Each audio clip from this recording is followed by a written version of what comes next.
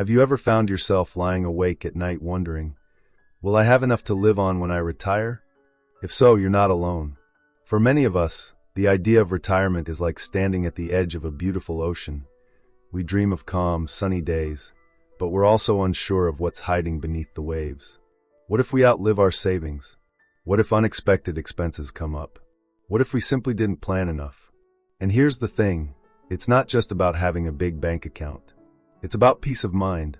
It's about freedom. It's about knowing that the years after your career, years you've worked hard to reach, will be filled with joy and security, not stress and uncertainty. In today's video, we're diving deep into financial planning for a secure retirement.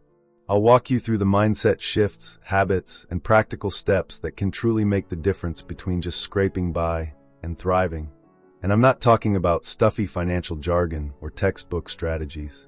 This is about real-life tools you can use, starting right now, no matter what age you're at or how much you have in savings. You'll hear personal-style stories, relatable insights, and even a few scientific findings that might surprise you, like how your brain processes financial planning differently as you age. And trust me, that one's a game changer. Before we keep going, I'd love your help with something. If you're enjoying this video so far, comment Y below. If not, comment N. It helps me know what's working and what to improve. And don't forget to hit subscribe if you haven't yet. Now let's dive deeper. Let's start with this powerful idea. Retirement isn't a finish line, it's a new beginning. And like any beginning, it deserves a solid foundation. One of the most important first steps is getting a clear picture of where you stand financially, not just in terms of income or savings, but also your expenses, your values, and your lifestyle goals. Here's a real-world example. A friend of mine, let's call her Marlene, retired at 62. She had a decent pension, some savings, and a paid-off house. Sounds perfect, right? But a year into retirement, she found herself dipping into savings faster than she expected. Why? Because she hadn't accounted for how much she'd spend on travel, eating out, or even helping her grandkids with school. She hadn't created a full retirement budget. And that brings me to our first big insight. Know your spending, not just your saving. Many people spend years focused on building their nest egg, which is awesome, but they forget to consider what their spending habits will look like once their routine changes. Research from the Employee Benefit Research Institute found that about 46% of retirees spend more in the first 2 years of retirement than they did while working. That's because retirement often comes with celebration, freedom, and a desire to enjoy life. And you absolutely should, but it needs to be planned for. So here's what you can do. Start tracking your expenses now. Create a monthly mock retirement budget based on what you'd like your lifestyle to be. Include the essentials like housing, food, and healthcare, but also the fun stuff, travel, hobbies, even those spontaneous road trips. Doing this gives you a reality check and helps you plan without the guesswork. Another key area? Healthcare costs. They often sneak up on people. According to Fidelity, the average retired couple today will need around $315,000 to cover healthcare expenses in retirement. That's not a typo, and that doesn't even include long-term care, which can cost thousands per month if needed. But don't panic, planning helps here too. If you're still working, one of the smartest things you can do is look into a health savings account, HSA, if your insurance plan qualifies. Contributions are tax-deductible, they grow tax-free, and you can withdraw funds tax-free for medical expenses. It's one of the few triple tax advantage tools out there, and many people don't realize just how powerful it can be over time. And speaking of time, start early or start now. There's a famous Chinese proverb that says, "The best time to plant a tree was 20 years ago. The second best time is now." This applies beautifully to retirement planning. Even if you feel behind, you're not. Starting at 55 is still better than not starting at all. Compounding interest can work wonders, especially if you reduce expenses and redirect that money into smart investments. Now, I want to touch on something that's often overlooked, your emotional relationship with money. Many people come into retirement with emotional baggage around finances, whether it's guilt over not saving enough, anxiety about spending, or fear of asking for help. And that mindset can really shape how secure you feel, regardless of the numbers in your account. One study published in the Journal of Economic Psychology found that financial satisfaction in retirement wasn't just linked to income. It was closely tied to a person's confidence in managing their money. In other words, the more empowered you feel with your financial plan, the more at peace you are, even if your actual savings aren't huge. So here's something simple you can do today. Write down 3 things that give you confidence about your finances. Maybe it's your ability to budget. Maybe it's your resilience through tough times. Maybe it's the fact that you're watching this video, because that shows you care and you're ready to take control. And here's another small but powerful tip. Talk to someone you trust about your goals. It could be a friend, a partner, or even a financial coach.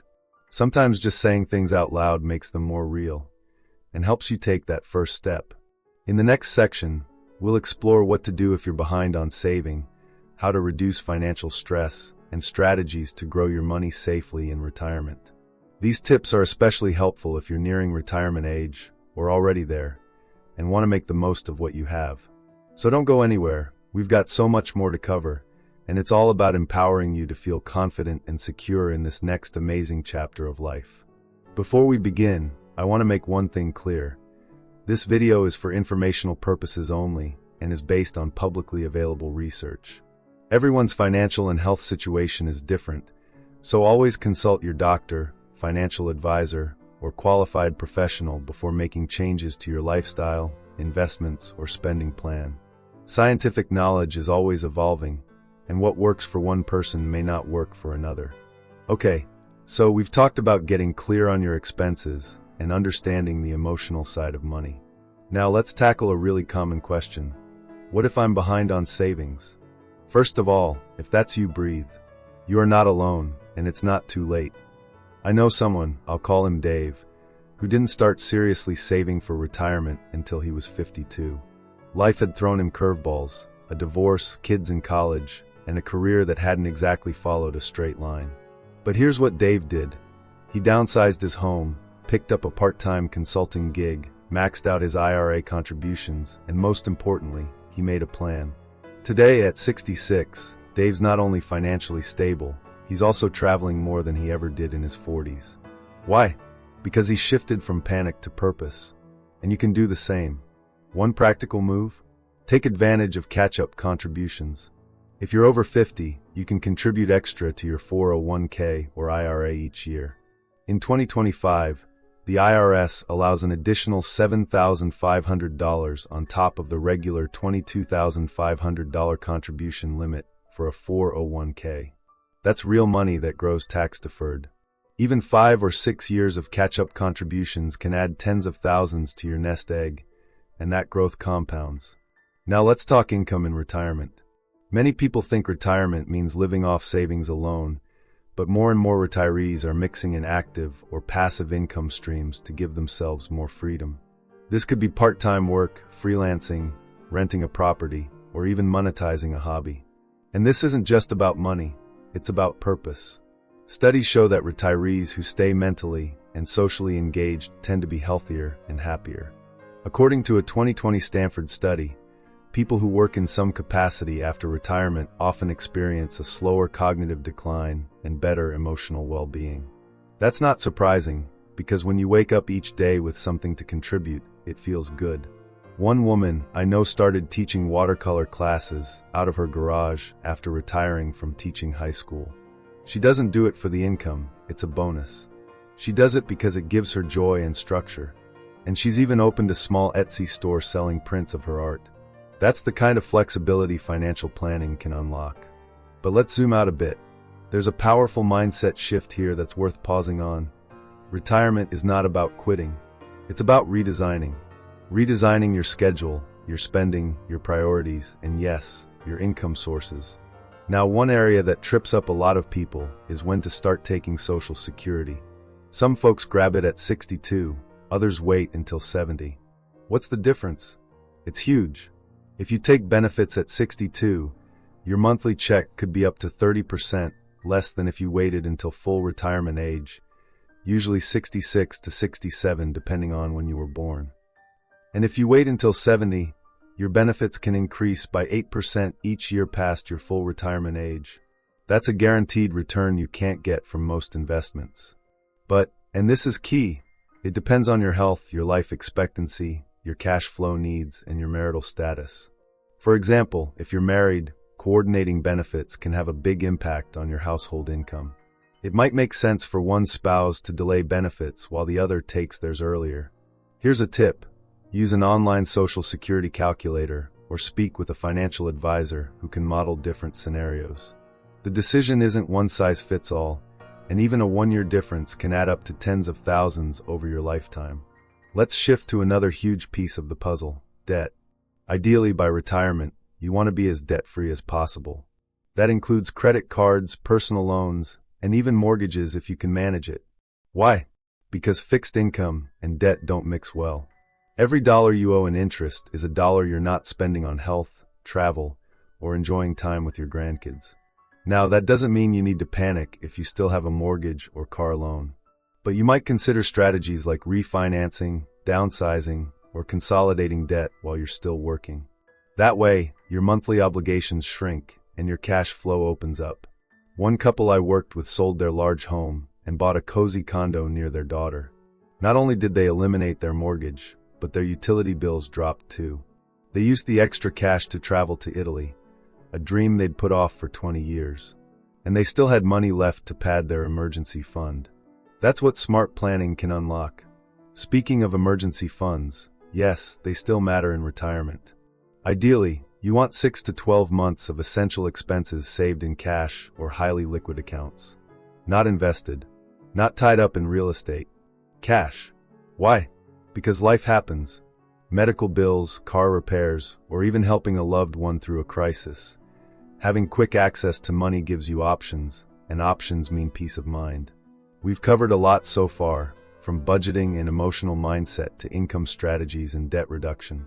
But up next, we're going to talk about something most people don't plan for until it's too late: how to manage unexpected setbacks, protect your assets, and stay mentally strong when things don't go according to plan. Because let's be real, life doesn't always follow the spreadsheet. But with the right tools and a resilient mindset, you can weather any storm. So stay with me, because in the next part, we'll explore how to safeguard your retirement, stay adaptable, and keep your quality of life high, no matter what challenges come your way. Let's be honest, retirement planning sounds neat and tidy on paper. But real life? It throws curveballs. Illness, market downturns, family emergencies, inflation that seems to sneak up out of nowhere. These are the things that shake even the most carefully laid plans. But here's the good news: you're not powerless. In fact, some of the most financially secure retirees aren't the ones with the biggest portfolios. They're the ones who've built in flexibility. They've prepared not just financially, but mentally and emotionally too. And that's what we're diving into next. One of the most important mindsets to embrace in retirement is adaptability. I know a couple, Rob and Lena, who had their hearts set on retiring to the mountains. They bought a cabin, planted a garden, and were ready for their forever lifestyle. But after a few years, healthcare needs and rising property taxes changed their plans. At first, they were crushed, but then they pivoted. They sold the cabin, moved closer to family, and used the proceeds to join a vibrant 55-plus community. Now they have more social connection, better access to healthcare, and more cash flow than before. Their story is a great reminder. The goal of retirement isn't to stick to a script.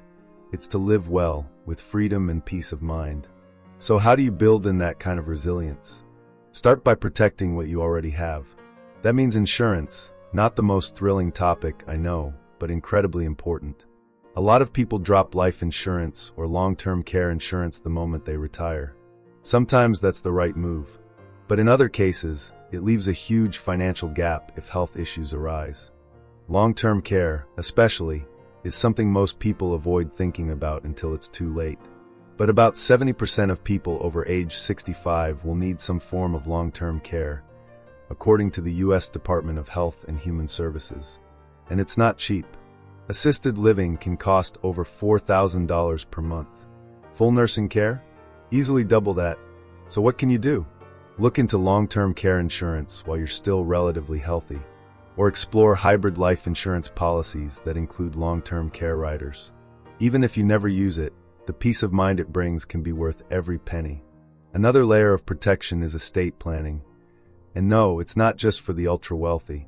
A solid estate plan makes sure your assets go where you want them to, minimizes taxes for your loved ones, and spares your family from legal headaches during emotional times.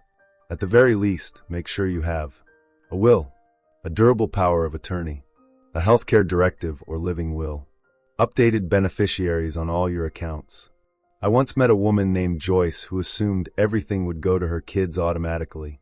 But because her IRA still had her ex-husband listed as the beneficiary from years ago, guess who ended up getting the money? Not the kids. One simple update could have prevented it. But let's not just talk about protecting your assets. Let's talk about protecting your mindset too. Because stress, anxiety, and uncertainty can derail your quality of life just as quickly as a financial mistake. One of the best tools here? Routine. I know that sounds simple, but hear me out. Retirement can feel disorienting after decades of structured work life. That lack of routine can impact your mood, your motivation, even your spending habits. In fact, research from Harvard has shown that retirees who maintain a regular routine, especially those that include physical activity, social engagement, and mentally stimulating tasks, report higher levels of life satisfaction and lower levels of cognitive decline. So whether it's a morning walk, volunteering once a week, or joining a local book club, build a rhythm into your days. Structure creates stability, and stability reinforces financial confidence. Now let's touch on one more powerful, underrated strategy: downsizing, not just your home, but your lifestyle. And no, I don't mean giving up the things you love. I mean being intentional about spending on what matters most. There's a beautiful concept called right-sizing. It's not about living smaller, it's about living smarter. Choosing a space that fits your needs now. Cutting costs that don't bring value. Spending money on experiences, not stuff. A man I interviewed once put it perfectly. He said, "I don't need a bigger house. I need a smaller utility bill and a longer vacation." That mindset allowed him to retire earlier than expected. Now, all of this sounds great, but what if you're struggling emotionally with the idea of retirement? That's more common than you might think. For some, retirement brings identity loss, loneliness, or fear of running out of money. If that's you, please know you're not alone, and there are ways to move through it. Consider talking to a retirement coach, joining peer groups, or simply reaching out to friends who've already made the transition. These conversations can be incredibly grounding, and if you're feeling overwhelmed, start small. Ask yourself, what's one step I can take this week to feel more secure? Maybe it's reviewing your budget. Maybe it's setting up a meeting with a financial advisor. Or maybe it's just sharing your goals with a friend. The point is, you don't have to have it all figured out, but you do have to keep moving forward. Let's do a quick recap of what we've covered so far. Build in flexibility for unexpected events. Consider insurance and estate planning to protect yourself and your family. Create routines that support emotional and cognitive health. Embrace a right-sized lifestyle, focused on what matters most. Don't be afraid to ask for help. This journey isn't meant to be done alone. Coming up next, we'll bring everything together. We'll review the key takeaways, give you a few small but powerful action steps you can start today, and leave you with a final message that will inspire you to move forward confidently, no matter where you are on your retirement path. Because here's the truth, retirement isn't the end of your story. It's the beginning of one of the most meaningful, joyful chapters yet. So here we are. If you've made it this far, take a moment and really let that sink in. You've already done something that most people don't. You've taken time to think, reflect, and plan for your future. That alone sets you apart. We've covered a lot over the last few minutes, so let's bring it all together in a way that feels doable, not overwhelming. We started by talking about awareness, understanding your current financial picture, your spending, your values, and the emotions that often tag along when money is involved. We dove into real-life strategies like catch-up contributions, downsizing, and building in streams of income that keep you both financially stable and emotionally fulfilled. Then we looked at protection, because true financial security isn't just about what you earn or save. It's about how you shield yourself from the unexpected. Insurance, estate planning, emergency funds, flexible mindsets. All of these pieces work together to build resilience. And maybe the biggest takeaway: retirement isn't a finish line. It's a shift into a chapter where your time becomes your greatest asset. You get to decide what to do with it. Now, I know some of you are probably thinking, this all sounds great, but where do I start? Start small. In fact, here are 3 micro steps you can take today. Yes, today, that move you toward a more secure retirement. 1. Review your spending. Open up your bank app, look at the last 30 days, and write down 3 things you didn't really need. Not to beat yourself up, just to gain clarity. Awareness is power. 2. Set one financial goal for the next 30 days. It could be saving an extra $100, meeting with a financial advisor, or finally consolidating that old 401k. Just pick one. Progress beats perfection every time. 3. Share your retirement vision with someone. Talk to a spouse, a friend, even your adult children. Say, here's how I want to live in retirement. What do you think? These conversations don't just clarify your plan, they deepen your relationships. And here's something powerful to keep in mind. Studies show that people who write down their goals are 42% more likely to achieve them. So if you haven't already, grab a notebook, a napkin, whatever you've got nearby, and write one sentence. I want a retirement that gives me freedom, purpose, and peace. Let that be your compass. Now let's talk about the emotional side of all this, because the truth is, financial security is only half the story. The other half is how you feel each day. Do you feel hopeful? Excited? Capable? You should. Because no matter what's happened in your past, debt, bad investments, lost time, your future is still yours to shape. One decision at a time. One conversation at a time. One step at a time. I want to leave you with a little story. There's a man named Carlos. He was a janitor who lived modestly his entire life. No flashy cars, no big investments. But what he did have was consistency. He saved a little every month, invested in basic index funds, and lived below his means. When he passed away, he left behind over $8 million, donated to his local library and hospital. Now, we're not all trying to leave behind millions. But Carlos's story reminds us, it's not about how much you make, it's about how intentional you are. And if you take nothing else from this entire video, let it be this. You don't have to be perfect. You just have to be purposeful. So wherever you are right now, whether retirement is 5 years away or you're already in it, know that this is your moment. Your future is not fixed. It's flexible. It's full of possibilities. And it's worth planning for. We'd really love to hear from you.